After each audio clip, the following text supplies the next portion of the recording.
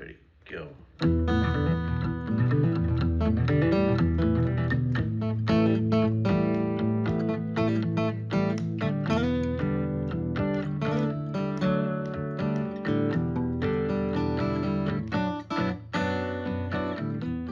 It's Sunday night, July 2, 2023. Dan Greider, Probable Cause. Glad to have you with us again on this Sunday night for another evening broadcast of this information for general aviation. As you can tell, I'm kind of passionate about what I'm trying to do. We crossed an important threshold this week, and I'm going to go ahead and talk to you about that. And I've got some changes in mind going forward, and I'm going to tell you a little bit about that. This video's kind of long, but since last Sunday night, there's been 6 more general aviation fatal accidents just since last Sunday night. And that breaks my heart that they're all the same thing, they're the same mistakes over and over and over again. I feel like we should be able to stop this trend or at least bend it a little bit. My appreciation to you for watching and subscribing. You know, in the very beginning, I encouraged people not to subscribe, and that's due to the YouTube algorithm. In the very beginning, I'm only about 2 years, a little over 2 years into YouTube. So in the very beginning, the bots that recommend your videos work on certain formulas, and it was important to stay little tiny itty bitty so that the recommend ratio would go higher. As of now, it doesn't really matter. It is what it is. So you can like and subscribe if you like to. Here's a way to do that. I crossed over the magic threshold here this week into 100,000 subscribers. I never had any idea that that would happen. I want you to know that my work here and my efforts are heartfelt. I try to be transparent. I try to tell you what you need to know.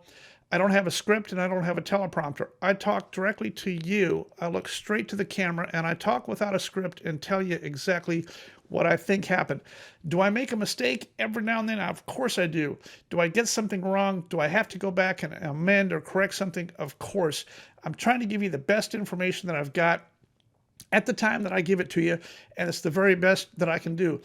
I could sure use your help. The YouTube thing, if I'm going to continue on in YouTube, has turned very time consuming. I've got these things set up where you can help me. My idea is for you per video to rate the video and tell me how I did. If you electronically donate $1 or $2, that tells me that I'm on track, and I appreciate it. I have not had much success with this at all. I'm getting plenty of traction, but electronically, I would like for you to encourage you to help support my efforts. These videos are tremendously time consuming to travel and to edit and to assemble the data, to shoot it, to put it up on the air. It is a monster project weekly to get this done, in addition to all the other videos that are going. So far, the number of people per video that donate $1 or $2 is not very high. Typically, a couple hundred people will donate $1 or $2, which is great, but it's not a multi-million-dollar deal. It's not hardly sustainable. I would like to encourage you to think about this. Even a $1 donation towards this would help me a lot. I'm going to put these things up on the screen here electronically. This is the very best method of doing this. Zelle, PayPal, Venmo, or Cash App. I don't want to beg for money. I'm just being brutally honest and telling you that I've got to have some additional help. I want to say thank you very much to those who have faithfully contributed $1 or $2. I need to get more people that will do that to make this sustainable. Frankly, I'm running out of time, and I have other things that I need to go do if I cannot make this sustainable. Airborne Animal Rescue is my website. Those 4 donation things. Let's talk about the future of YouTube. As I cross through 100,000 subscribers and I look towards the future, if there's going to be a future, I got to make some changes. I'm going to slow down. I'm going to talk a little slower, and I've got to break these videos into segments because, frankly, there is so much information. Formerly, I turn the camera on and turn the recorder on, and I shoot one take straight through, nonstop, and then go back and drop pictures and graphics and video on top of it. I got to stop doing that. It's killing me. I'm going to break these into little sections. So this is the very first section on this video, and I apologize for the cut in between sections because it's necessary. Let's take a look at the history on YouTube and where I'm at here. We just crossed into 100,000 subscribers, which is a huge deal. And here's the video of that. Here's my graph of where I started out with just a little over 2 years ago. You can see the vertical climb in the subscriber base. And I want you to know that YouTube is not all about views. YouTube doesn't really care about views. What they really care is about number of minutes watched. So for the month of June, here's my graphic so far. The last 28 days, 907,000 views. But the real thing here is the minutes watched. This is what makes YouTube really pay attention and recommend your content. 108.2 thousand minutes watched in the month of June, and that translates to 6.5 million minutes watched June 2023. Now, in scale, 6.5 million minutes watched per month is pretty significant. Any aviation YouTuber to hit 1 million per month is pretty significant. There's a few out there that can hit 1.5 and 2, things like that. So I feel like I am connecting to you. I think that you are paying attention. This is really the only metric that I pay attention to right here. And YouTube does a very nice job of providing data and graphics to help me do that. In light of that, I have listened to what you have to say. I'm cutting out the banjo. I'm cutting out the ridiculous stuff. I'm just going to give you the reports. This is kind of an anniversary edition. This is our fireside chat moment here. I'm just telling you where I came from, where I foresee it going. If I continue to go on, if I get the support, your support is very much appreciated. If I do go on, I'm going to settle down a little bit, give you more timely information on just the aviation accidents, and that's where we're at here. The very last video that we did was up. It came out 1 week ago tonight. Crash on football field, not qualified to fly. That video did about 114,000 views. Here's the graph. You can see kind of where the view graph, that gray area right there, is where I traditionally go. And then this one, it got 24,000 hours of watch time, which is significantly above what I normally do. That translates to 1.5 million minutes watched, and I did that just in 6 days. So that video obviously was successful. And it's that's the mark of, I'm looking at that to try to determine what you want. I'm trying to bend and alter format, delivery, speed, cutting out the stuff that you don't want to see, and I'm trying to put it in there. I appreciate your comments, and I read every single one of your comments. Let's take a break and go on to NTSB. I'm going to give you some NTSB data that I want you to look at very closely here. This is off the NTSB website. What I did was I got a screen grab here of the events all the way from 2013 through 2022. So I took a 10-year snapshot here, and lo and behold, 11,933 incidents in a 10-year period. So that's the number on the NTSB website. Over 10 years, aviation, they have general aviation in the USA, they have investigated 11,933 accidents, or roughly 12,000. Now let's take a look at how many safety recommendations they have. Now keep in mind, the job of the NTSB is to investigate each aviation accident and incident, issue a probable cause, and issue a safety recommendation. It's in their charter from the U.S. Congress. It's from legislature. They have to do an investigation. They have to issue a probable cause. They have to issue a safety recommendation. Let's take a look at the data. Same 10-year period. Now I've only added this screen here that says has safety recommendation. What do you think the number is going to be here? How many safety recommendations have there been? Well, there's only been 18. Out of 11,933 total accidents over a 10-year period, there's only been 18 recommendations for GA. And here they are. Piston GA, the little airplanes that we all fly, there's only been 5 recommendations. Turbine GA operations, 6 recommendations. Turbine helicopter, 5. Agriculture or spray planes, 1. And 1 balloon recommendation. So in 10 years of spinning our wheels and investigating and determining probable cause, we haven't been issued any recommendations on what to do different. Could this be explaining our reason why we have not seen much of an improvement over the last 20 years? And what could be causing all that? Now, I want to show you the graphic here. I took this from the NTSB website. It says, since inception in 1967, the NTSB has investigated more than 153,000 aviation accidents and thousands of surface transport events. Well, here's the actual number. I pulled this up. NTSB has claimed 153,000. The actual number is about 102,000. We have issued more than 15,730 safety recommendations. That's a complete lie. There's 900 at the absolute most, and that's going all the way back to 1974. Here's another one. Same thing off the same NTSB website, and here's what it says. Since our inception, we have investigated more than 137,000 aviation accidents. Well, their number is floating around here, and here's the number that they say that to date we have issued over 13,700 safety recommendations. I don't know where they're getting these numbers at or why they would put them on their website. It says our effectiveness depends on our reputation for conducting thorough, accurate, independent investigations and for producing timely, well-considered recommendations to enhance transportation safety. That is their job. I'm not a rocket scientist, but I don't think they're doing their job. They got their numbers wrong. The data that they put on their website is nowhere close to accurate. They have only produced 18 aviation recommendations in the last 10 years, and I find that totally amazing. Let's take a look at one more thing here. This has to do with the events since 1974. Here's where I got that data from. I dumped in, and you can do this too, I dumped in 1974, and you can see the number there, 796 safety recommendations since 1974. That's when the NTSB actually kind of clicked over to this format. Now I want to take a look at the other data that I got out of here. Here's a screen that's going to show you over the same 10-year period that I'm talking about here. It's general aviation in the USA, and I added in the highest injury level is fatal. Notice here that there's been 2,082 fatal accidents in the last 10 years that they've investigated. That comes out to 17.35 GA fatals per month in the USA average over 10 years. Now, where would that fit on this graph? I made this a graph for you to show you basically this red line right here, just above 200, that's your average. That's been pretty accurate since the year 2000.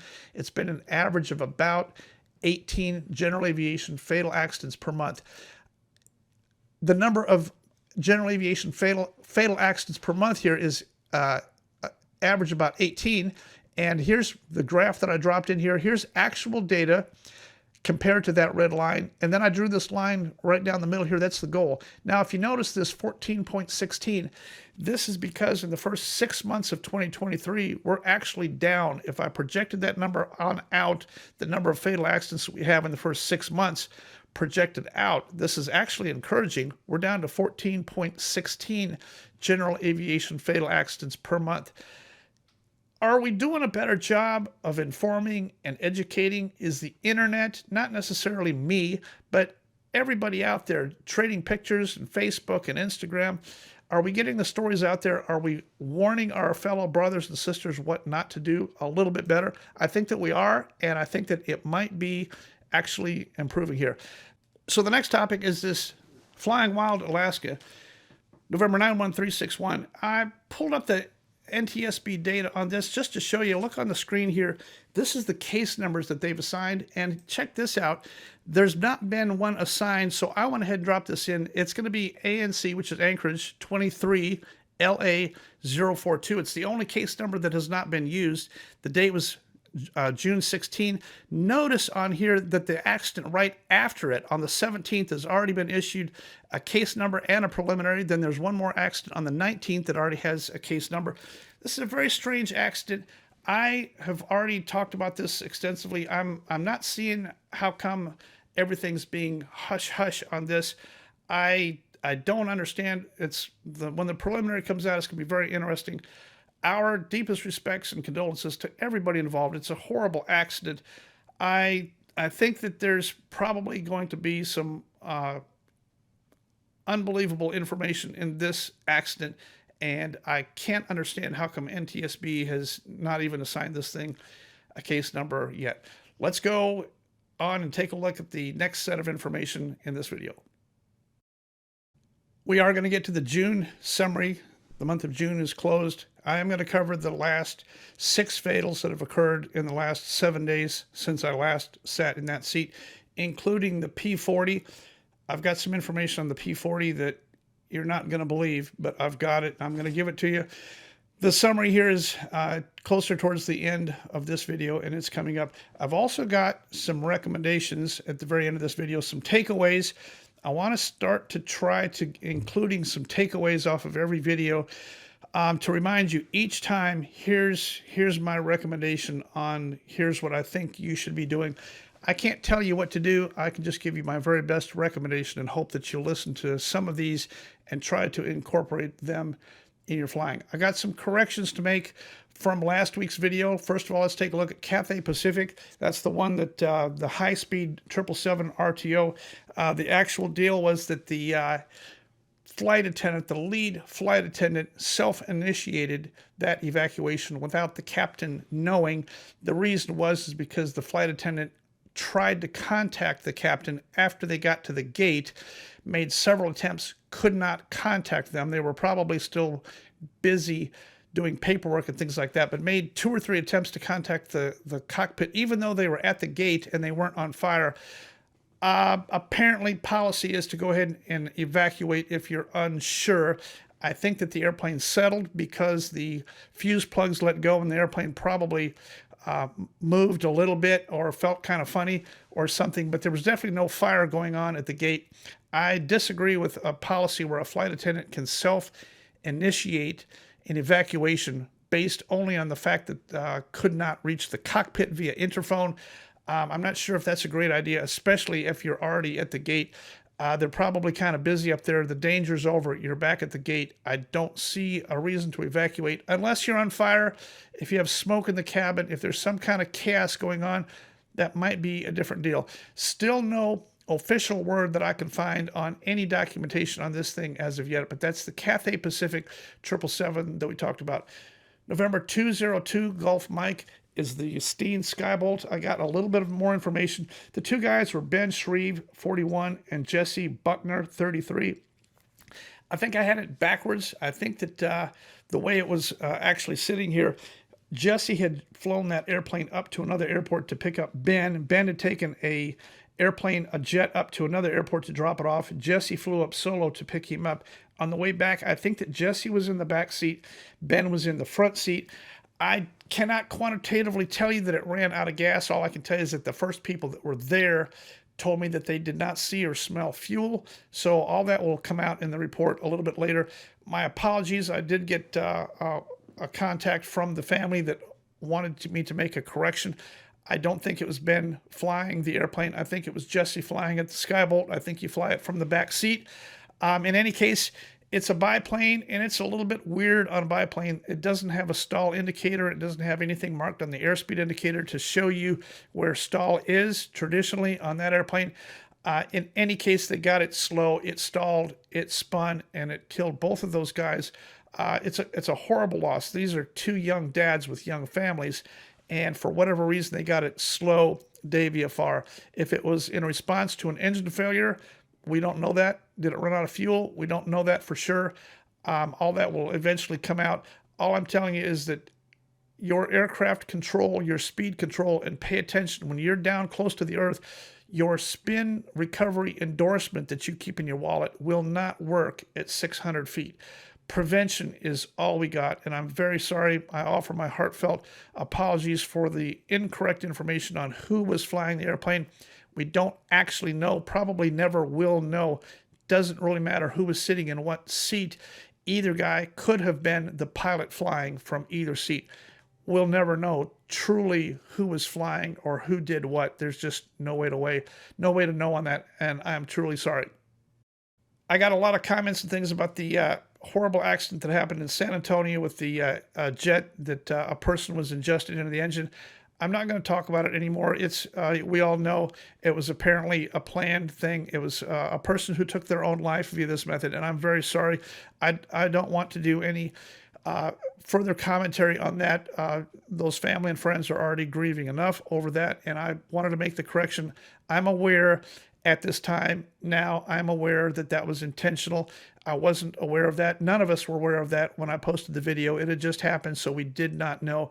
I'm very, very sorry. I think we're going to be seeing a lot more of this type of accident in the future, and I'm very, very sorry about that. It's not something that I want to dwell on or cover. I'm just going to make that correction for all of you that pointed out that that is what the deal. You are correct, and I stand corrected. It was intentional, and I apologize. Been lots of airplanes running out of gas here lately. I'm going to give you a couple end numbers here. November 120 Alpha Sierra is a Diamond DA-20 down in Texas. Ran out of gas, landed on the highway. This morning, an Angelo State University student pilot had to make an emergency landing on Knickerbocker Road after his plane ran out of fuel over San Angelo. Around 3 a.m. this morning, a Diamond DV-20 Katana owned by ASU left Oklahoma City around 1 o'clock in the morning, and the plane ran out of fuel when the student pilot was over Farm to Market 2105 just north of San Angelo, heading for a landing at Mathis Field. November 5714 Kilo was a beach, ran out of gas, landed in a field. Both the one in Texas, the guy's okay. The one in Florida with the beach severely hurt him. Both of them simply ran out of gas. I want to remind you, if you run out of gas and you got to land off field, aim for the cheapest, softest, most open field. If you're in a retract, go in, gear up, full flaps someplace, slide it to a stop. The guy in Texas, there's only tree out here within 50 miles, and he hit it. The guy in the Diamond DA-20 landed on a highway, a busy interchange. I'm not a fan of taking your power off airplane into a busy highway traffic interstate environment. Too many cars, too many poles, too many guardrails, too many things that you can hit. Aim for something open, which is probably in the midfield or parallel to a highway or something like that. Take it off field, but get it away from people. Don't steer towards people. Carry enough fuel. Carry enough fuel to not run out of gas. We got to talk about non-stabilized approaches. They're still killing us, even in GA and little airplanes. I got a couple that I'm going to show you.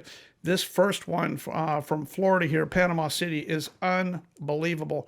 10,000 foot runway. These guys went a long ways off the end. There was nothing wrong with the jet or the weather. These guys just went off the end. Look at the flight aware track I'm showing you here. These guys were 330 knots at 4,000 feet turning final. There is no reason to go that fast. They touched down 2,000 feet down the runway. I'm not sure what their speed was on touchdown, but they did not have enough brake energy in reverse to get this thing stopped, and they went off the end. Stabilized approach is what you got to do here. Here's another one. This is a G4 in North Carolina just a few days ago. I'm going to show you the picture. It was a famous comedian on board. The airplane is November 924 Mike Bravo in North Carolina. These guys also flew crazy fast. The runway was not 10,000 feet long. It was only about 5,000 feet long, but it should have been done. You need to be on your game, on your speed. Stabilized approach. I'll show you the graphic here. Stabilized approach, check 6. Everything done. Your last 4 miles, you should have 2 board pilots. Everything good. You're on VREF. Checklist complete. Glide slope, center line. You've got this thing wired in touchdown in or before the touchdown zone. You don't have to touch first brick, but you better be centered, pretty well centered inside of that touchdown zone, and be ready to go around. If you're not, you're either a VREF airplane or you're a go-around airplane. You fly VREF all the way in, and if it doesn't look good, even at the last minute, even 50 feet, you're a go-around airplane. Remember, the definition of a rejected landing is a go-around initiated at or below 50 feet. Even a heavy jet can initiate a go-around at or below 50 feet, and you're still fine to do that. Even full flaps and gear down, you can still do a go-around, and that'd be a whole lot better than going off the end like these guys did. Here's the comedian. I don't know the guy, but he posted some stuff on here and showed this airplane. Stabilized approach, I want you to fly or consider flying a stabilized approach. Don't be the next jet turbine operator to go off the end flying 220 knots on short final in your business jet. There's no reason for that, and it's not going to help anybody. We cannot be doing that. You know, I've talked a little bit about standards evaluation in FAA. There's a thing called flight standards where we try to keep everybody on the same playing field. Remember, in order to get a private pilot's license, you have to pass a very high bar of a standard evaluation done by an examiner. However, annually, the pilot is not held to the same standard that his tires and his electronics and his engine and his propeller are carried. There's got to be an evaluation on the airframe at least once a year to determine if it's still an airworthy airframe. The pilot has nothing, and that might be explaining some of our stuff. You can get a private pilot's license 20 years ago and still be safe and legal with a BFR or a flight review, whatever you want to call it. Get some friend to pencil whip your flight review, and you go out and make 3 takeoffs and landings. You're safe. Do you still possess the same standards on the day and time that you took your private pilot check ride 20 years ago? I don't know if you do or not. I'll tell you that I do every year. I do a voluntary flight review myself where I actually pay somebody and go to somebody else's school. I pay to go to somebody else's school and get a flight review and go through. And I'll tell you what, every single time that I do that, I learn something. I just did one in January, I believe, February, something like that, early this spring. I did another flight review. This is not a $100 hamburger. We're going to do an hour, at least an hour's worth of evaluation and stuff at the table, and then we're going to go out and fly.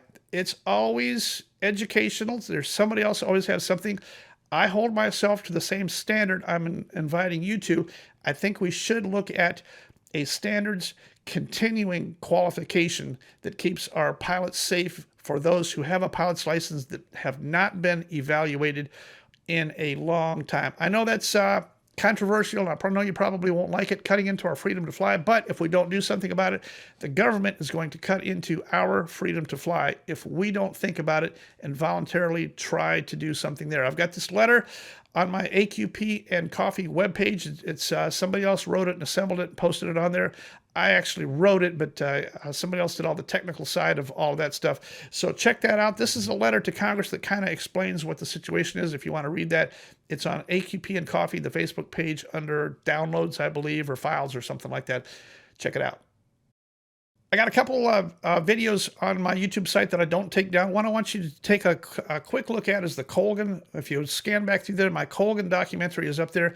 Here's a graphic from ALPA, Airline Pilots Association, talking about the Colgan standard. The problem was that when Colgan happened, the standard was for stall recovery that you could not lose altitude during a stall recovery. This is actually what the guy was trying to do. He recognized that he was low speed. He added full power, pulled the nose up. He was trying to not lose altitude as he had been conditioned. When he did that, that's when the airplane stalled. The FO actually sucked the flaps up uncommanded at the time that he was pulling back. That's really all that happened here.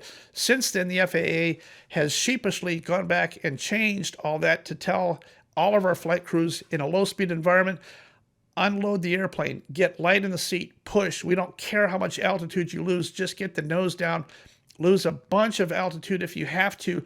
Don't worry about the altitude bust. Just fly that wing and get the nose down. That's truly all that happened on Colgan. I hope that you'll go through and go back and look at my Colgan documentary from last year about this time, I believe, and that's still up and on the air, and I intend for it to stay there. It's the Colgan documentary that explains our pilot shortage today. Because of that, all the rules changed, required us to have 1,500 hours. Our legislators got involved because the public was injured over this. This is the exact same thing that's going to happen. When the public gets injured, our legislators and our public are going to cry foul and going to require new laws and more tight regulations. Follow the footprint from Colgan. That's exactly what happened. You get a couple senators and congressmen all fired up about this. We have any more Cessna 172s flying into schoolyards and killing kids. It's going to happen. I think we should take very close attention to not restrict ourselves at this time and find a voluntary method of preventing preventable general aviation accidents. I want to address one more thing from last week's video. The Advisory Circular 90-66 that we talked about, it did get a major change. Some of you commented that the comment was still in there about do not say these words on the radio. I'm going to address that real quick. Remember, in the hierarchy of things, you have FARs, which are legally binding. Then you have the advisory circulars, which are advisory in nature. And then you have the AIM, the Aeronautical Information Manual. The advisory circulars are not truly legal documents, although if you do something crazy outside of that, they can point to an advisory circular and say, how come you didn't do this like this? The aim is not any of the above. What the advisory circular has done is remove the language that says, we are telling you don't use these words. That's what they used to say in the advisory circular. It says, do not say any traffic in the area, please advise. The advisory circular people are no longer saying that. What they've done is they've moved it to the end of the document and they've said, remember that there is this caution in the Aeronautical Information Manual. So basically what they're saying is, we can't say it, but take a quick look at the Aeronautical Information Manual. There is some information on this document on what not to say. That's a huge change. I'm working to try to get that actual phrase and warning removed from the aeronautical information as well. I want you to talk it up in the traffic pattern. Use your radio. A position report does not stir up a comment from another individual. Figure out where the traffic is. If you don't know, it's okay to ask, hey, is there anybody else out here? Most of the time, somebody will answer and say, yes, I am. I'm taxiing out, or here's what I'm doing, or I'm on the downwind. If you're just 6 miles north and checking onto the frequency for the first time and don't hear anything, that might be a good thing to say. We want to avoid frequency congestion. We don't want unnecessary chatter, but if you need to get a good quick snapshot of who's where and there's only a couple people out there, it doesn't look busy, there probably is somebody else out there and they've probably got a radio. I wouldn't try to say any traffic in the area, please advise. If there's 20 airplanes in the pattern and you're hearing a transmission every 6 seconds, then don't say that then. But for the most part, when it's kind of quiet and you don't know and nobody's saying anything, trying to figure out who's out there is a very good thing to do. Then work it out. Extend some courtesy, make an offer, find out who the guy is or girl, what they're doing, what they would like to do, offer to extend, offer to work something out as a fellow pilot to coordinate traffic so that you don't head on. Remember, our mid-air collisions are on the rise. It's due to people staring at their iPads in flight and not looking out the windshield. It's due to people afraid to talk on the radio, afraid to solicit information about who else is out there or what we need to do. Don't be afraid to solicit information from another pilot on who is out there. I've got some recommendations for you. These are our policies, and then at the very end, I'm going to show you. Here's a screen grab of the summary of the month of June right here on the screen, and we're going to get to those, especially the last 6 here. But here's some things I want to tell you about. Shoulder harnesses. If you don't have one, I recommend that you get a shoulder harness. I'm a fan of shoulder harnesses.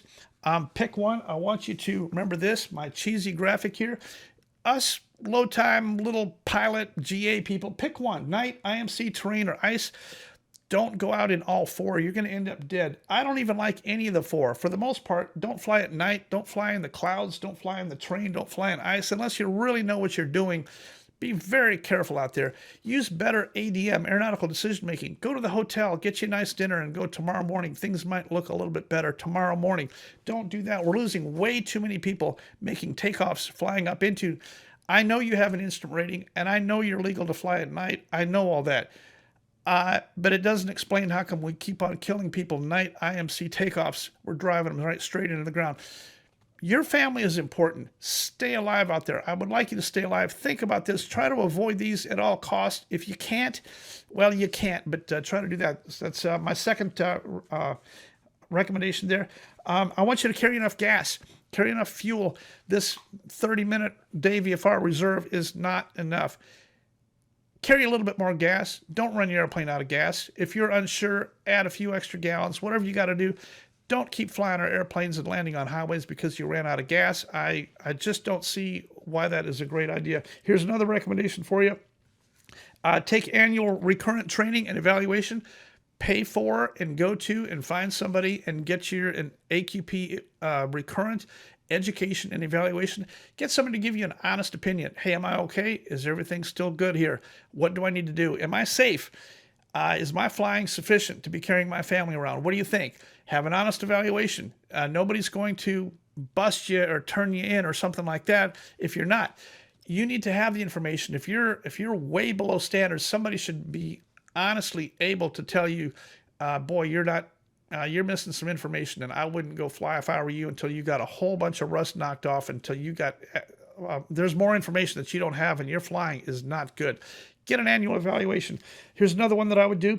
Don't land on a highway if you have a power off, no matter what the reason, engine, spark plugs, mags, bad engine, broke a crank, whatever it is. Don't land on a highway. My recommendation is gear up in a field. We've already covered this. Try not to land on a highway. Think about where you're going. The last one here is stabilized approach and DMS. Think about stabilized approach. It's a challenge to fly a stabilized approach. Look at it as a challenge. See if you can end up on a stabilized approach in your airplane, just like the airlines do. If you're not stabilized, go around. I want you to understand what DMMS is, defined minimum maneuvering speed. Know what it is for your airplane. Placard it. Put a fine, thin, tiny line on your airspeed indicator. Don't bust DMMS until you're on final. You're either a DMMS airplane or you're a VREF airplane, one of the two. Don't bust DMS until you're on final. When you're on final, you want to be a stabilized approach on VREF, VREF to VREF plus a little bit. If you're not, if anything's not looking right, and if you're going to land long, you're a go-around airplane. Go around. Don't be afraid of going on. Briefings. Make sure you do a loss of thrust on takeoff briefing. Make sure you do a rejected takeoff briefing. Make sure you know the parameters. The one I recommend, I don't care which one that you use a parameter for rejected takeoff. I say 70% of your rotation speed should be achieved by the time you get to halfway on available runway. If it's not, close the throttle.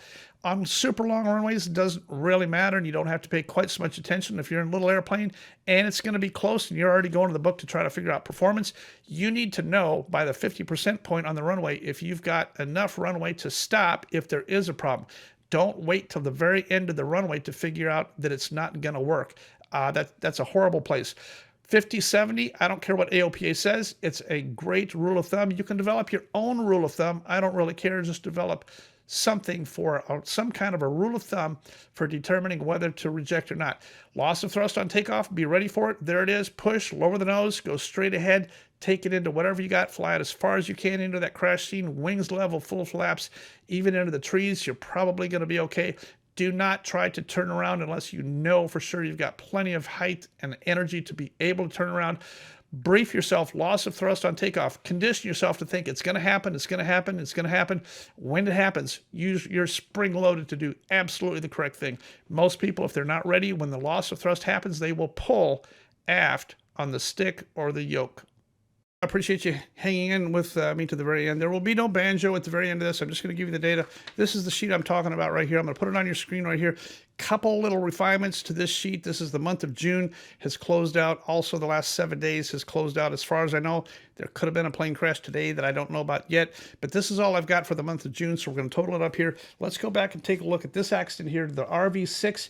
On June 7th at 6:57 p.m. The guy's name was Logan Woodworth, 28 years old. This is known now to be buzzing. He stayed overnight, and him and his father, this didn't have anything to do with smoke really, although it was very smoky there. They were buzzing their friend on their way out, and this is an accelerated stall. They died instantly in the airplane. It hit the ground, and they were definitely deceased instantly. The next one, on June 16, we've already talked about this. This is Jim Tweedo, November 91361, the Cessna 180 in Alaska. I'm still going to say that this is a failed rejected takeoff Should have never attempted this takeoff from here is what I'm thinking. I'm willing to offer a correction if it comes out to something totally different, but at this point we don't know.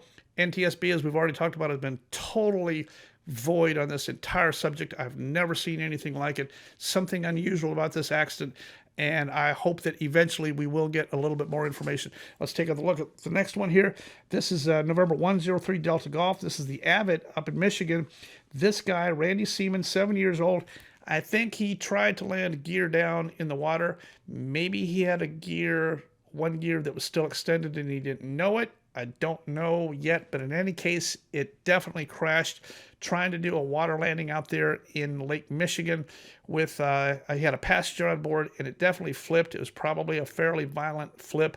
He got out of the airplane. The passenger did not, and I'm very sorry for this accident. That's really all we know on that. I've had several people from there call me and tell me what they know on this. Let's take a look at, here's where it gets interesting here. We are going to get to the P40 for sure. Now, since last Sunday night, November 13 Lima Victor, this is an M20. This is an Ovation in North Carolina. This is maintenance. John Lucarelli. He walked out of this place and everybody told him not to fly his airplane. It had an oil slick underneath the airplane. The airplane had been there for maintenance. The maintenance guy told him, do not fly this airplane. He hopped in it and started, and he needed to get it to where he was going. He made a takeoff. It wasn't related to weather or anything like that. He made a takeoff. I think he ran it out of oil. I think the engine seized. I looked at the propeller in the pictures. The propeller is undamaged. It's not bent or twisted. I think this crankshaft seized in flight due to being out of oil. Look at all the oil all over the ramp. Everybody tried to tell him, Luke, don't go, don't do this, don't get it in the air. He made it on the downwind. Now, once the engine seized, this became a DMMS thing. This is a stall, spin, low altitude, and he hit into a house right here. He died instantly. The people in the house are going to be okay. Caught the house on fire. Poor ADM should have never been in the air. This whole thing, his friends tried desperately to tell him don't go fly, but he hopped in his airplane and went and did it anyway. A horrible ending there for Luke. The next one, November 7240 Yankee. This is the PA-30 of Georgia. 3 people on board. This is a very unusual one. This is Bobby Smith, 70 years old. He was the MEI in the right seat. The information was that this thing happened after midnight. Not true. The airplane flew into this airport, and it stopped in to pick up one of the people on board. They bought fuel. They tried to buy fuel because they've got a ticker tape from about 1:02 p.m. where the fuel ticker tried to happen, but they had a problem with their fuel farm. They couldn't get fuel. I don't know that they necessarily needed fuel. They were just trying to take advantage maybe of some lower priced fuel. But in any case, they taxied out. Nobody saw them take off. Nobody saw them crash. Nobody even knew that they had crashed until midnight. And that's when the start of the launch of the investigation party went out there and everybody started looking. They didn't find them until about 4 a.m. just off the end of the runway. I'm going to show you where the crash spot is. It happened day VFR, but there's nobody at this airport. Nobody saw it, and nobody knows. I don't see how come this wasn't survivable. The guy in the right seat, Bobby, was a very experienced MEI. I think the actual aircraft owner, David Hodges, was probably in the left seat, private pilot trying to get some multi-engine instruction in his own airplane. He had the airplane leased out to the flight school, and we don't know very much about this, but 3 talented, fine American citizens, all of them good guys and good pilots. I can't see how this could have happened to Bobby, no matter what. How come you couldn't go straight ahead and land it straight ahead? This airplane hit hard, and I do not know what happened. I'm hoping that someday we'll get a little bit of light. This one is a complete mystery. Let's take a look at the next one. This is another mystery here. This is 3138 Tango, the 177 in Arkansas. Daniel Jones, he's 49. He was traveling with his daughter. He bought the airplane. He was supposed to get a checkout. He's a low-time private pilot. He flew to Phoenix, picked up the airplane. He had his daughter with him on this trip. They stopped several stops on the way back. They were in Texas. They bought gas, and they stopped someplace else. This airplane crashed on short final to Hot Springs, Arkansas. They did declare an emergency. There was something wrong. I can't tell if this was out of gas or he had some kind of another problem. In any case, the airplane stalled and spun. It hit where it hit. It happened to hit in the water in between 2 little peninsulas. Here's where it hit right there. The daughter survived, and she's in rough shape, but she's probably going to make it. The dad died instantly on the scene, and another horrible crash. This guy forego his training, forego his checkout. He was not a Cardinal guy. He did get it from Phoenix all the way to Hot Springs without any issue, but this is as far as he got. When something went wrong, he was not trained or capable or ready for whatever occurrence happened to him at that time, and I'm very sorry for this one. This is a horrible situation. Remember, when you're picking up an airplane and you don't know how to fly it, take at least a couple hours dual from somebody to get totally checked out on this thing. Even if it's not required, you probably ought to know something about it here. I don't know if he was fully aware of the handling characteristics of the Cardinal, or we just don't know very much about this other than the fact that it did stall, it did spin, it hit nose down into the water, and that's all we wrote for that one. November 4420 Kilo, this is the P40. This is the guy out in Montana, made a takeoff. I'm not going to talk very much about this. Complete mystery on this. Definitely, they're saying loss of thrust on takeoff. I'm not sure how this airplane could have hit this hard. I can tell you that from what they've told me so far, that the first responders did get there and pulled him out of the airplane before it burnt. So I'm not sure of the size or quantity of the fire. We've got pictures of the airplane sitting there burning, but I think they already slid the canopy back and got him out. I don't know how you open that canopy from the outside, or if he took off with the canopy open. It hit really hard. Look at how it broke the tail here. I don't see any shoulder harnesses in the airplane. I don't know if maybe his head hit something due to the fact that he did not have his shoulder harness on, or maybe there wasn't even one installed. Don't know the answer to that. The main thing that I want to tell you is that the oil plug for the oil pan that holds all the oil in was not found at the crash site.